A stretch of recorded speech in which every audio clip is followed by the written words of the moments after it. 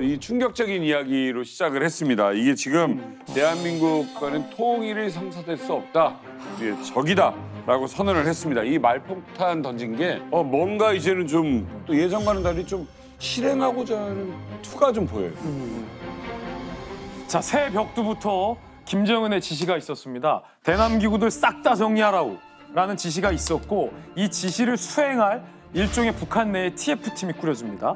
그 TF의 단장은 외무상 최선희 외교실세죠. 최선희를 위원장으로 하는 협의 기구가 마련됐다라는 북한 매체들의 보도가 있었습니다. 그런데 그 TF팀에 누가 참석했는고 이름을 좀 살펴봤더니 다름 아닌 통일전선부의 리선권이 참여를 한 걸로 보도가 됩니다. 평양 정상회담 당시 리선권 북한 위원장이 우리 대기업 총수들에게 지금 냉면이 넘어가냐고 면박을 준 사실이 확인됐습니다.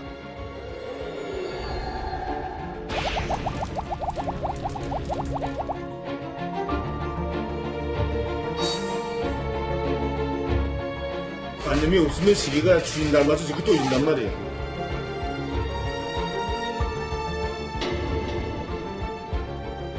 그런데 북한 매체의 호칭이 특이합니다.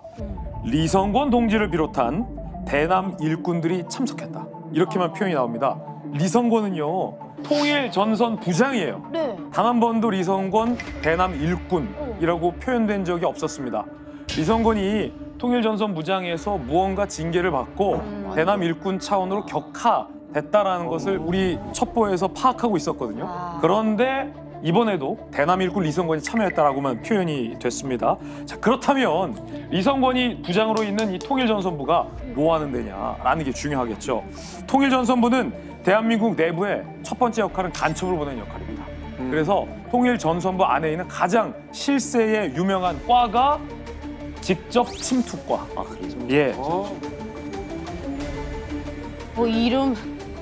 첩보 역할을 하는 게 대남 첩보 역할을 하는 기구가 바로 통일전선부입니다. 그런데 이렇게 나쁜 일만 하냐? 그건 아닙니다.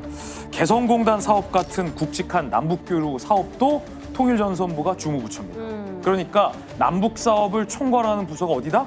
통일전선부다라는 거죠. 그런데 이 통일전선부가 점점 축소되거나 아예 유명무실해질 것이다. 이런 관측이 나오고 있습니다. 사실 뭐 이선권에 대해서 저렇게 직책조차도 붙이지 않고 이렇게 그냥 언급하고 대남 일꾼이라는 게 간부라는 의미예요. 그렇게 얘기한다는 게 대남 관련해서 이제 필요 없다 이거죠. 김정은이가 1월 1일부터 대남 기구 정리해라 이랬으니까 이제 이선권이의 명줄, 이선권뿐만 아니라 이선권을 위시한 대남 관계자들이 이제 사실 할 일이 없어진 거예요. 별자리가 없네. 정확합니다. 통일전선부 리선권 부장이 바로 조평통 위원장 출신입니다.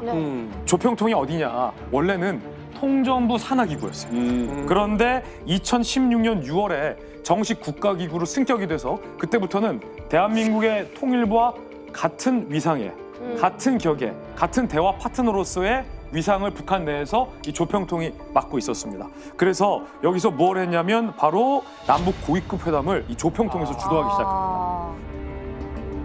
2019년 하지만 북미 회담이 결렬되고 나서 이 조평통의 기능이 점점 무력화돼서 지금은 거의 조평통이 제 기능을 못한다라고 보고 있습니다. 아마 이번에 김정은의 명령으로 통일전선부가 없어지거나 축소된다는 충격적인 소식.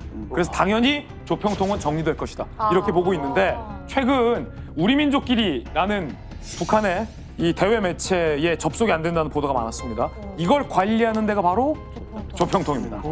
따라서 우리 민족끼리도 폐쇄할 것이다. 이런 예상도 현재 나오고 있습니다.